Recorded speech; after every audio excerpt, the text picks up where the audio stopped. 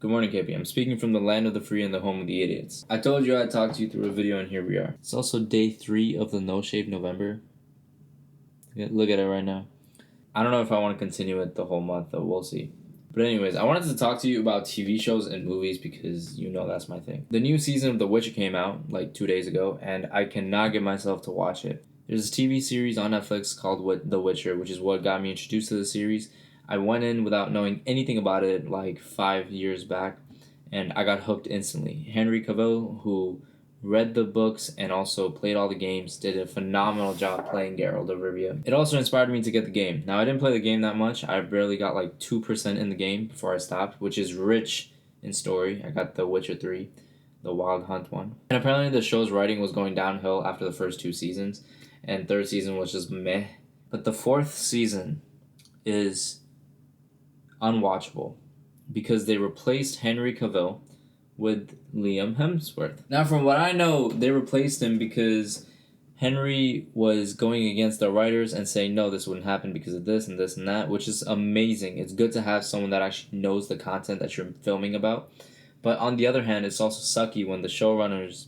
Why isn't it focusing? But on the other hand, it's also sucky when the showrunners just fire someone because of those conflicting ideas. Not exactly fire. I'm pretty sure Henry Cavill left on his own terms, but still, it sucks. It's literally unwatchable. If you saw the trailer and if you go down in the comments, literally everyone is shitting on it about how it's horrible and it's just atrocious. And fun fact, there's still one more season left of that Witcher. I've gotten through TV shows in the past before, even if it's gone downhill, like 13 Reasons Why. After like the first 2 seasons, I kind of just forced myself to keep watching because, well, I'm already this far in. Same thing with Riverdale, but I never got to finish that series. I couldn't continue going after they added like magic and stuff. But this specific one, I couldn't get through the first episode. I couldn't get through the first 30 minutes, dude. It's just bad. I can't even... But imagine if they just changed Eren Yeager to that guy from the Chainsaw Man. Like, you're not gonna watch the rest of the series because it doesn't make any sense. And that's a good segue into talking about why do people do this? Like, why would you, as a director or anyone in power in these Hollywood executives and all that, just decide, let me just have something really good and then just throw it out for some reason? I'm baking an amazing cake, just take it out the oven and throw it up against that wall. Prime example, he must stop watching because I'm about to spoil The Walking Dead. When they killed off Carl. They only killed off Carl because of the writing.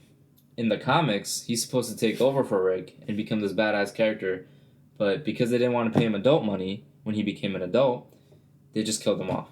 Think of all the bad movies that came out and think of the potential that they had, but just because of a shitty director and shitty writers, they just ruined it down to the ground. However, I will tell you this though. I asked you if you watched Sinners, and I know you didn't get a chance to, but I highly recommend not looking up a single thing and just going in there and watching it. A couple things to look out for. Color theory, amazing. The actors that act, amazing. The way they deliver the lines, amazing.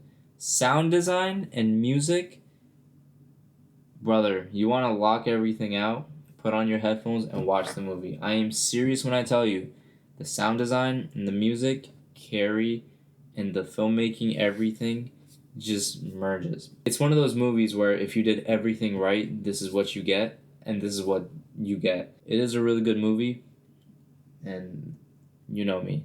I wouldn't recommend you something that you shouldn't watch. I think tomorrow's the last day to vote as well. Tomorrow's election day, so I don't know. I'm not really political, so that's also happening in the United States. And airports are also being massively delayed, and some are also shut down because of the government shutdown. I also found like a group of people in the gym that do calisthenics. I shouldn't say a group of people because they don't actually work out together. They just happen to be in the same vicinity and started talking and just vibing. I feel like it's so easy to find gym friends that actually go to the gym, but very hard to find friends that are in that niche of fitness. Like, let's say a gymnastics person goes to the gymnastics gym and so on. Like, where does a calisthenics person go? Calisthenics can literally be done anywhere. I'm assuming a lot of people do it at their house or like in different gyms and whatnot. But this time, I did meet the regular that I see, the girl that showed me how to do muscle ups with the resistance bands, and another gymnast and one of the friend's friend. And it was just nice to have like a group of people and being in the same vicinity and like help each other out doing all these exercises. I didn't know I could do pelican push-ups or pelican curls, where you have rings and then you literally lean forward, put your arms behind you, extend all the way, and then curl up. That's for your bicep. Obviously, you can have rings in front of you and then just pull. That's also for your bicep, but that's easier to do.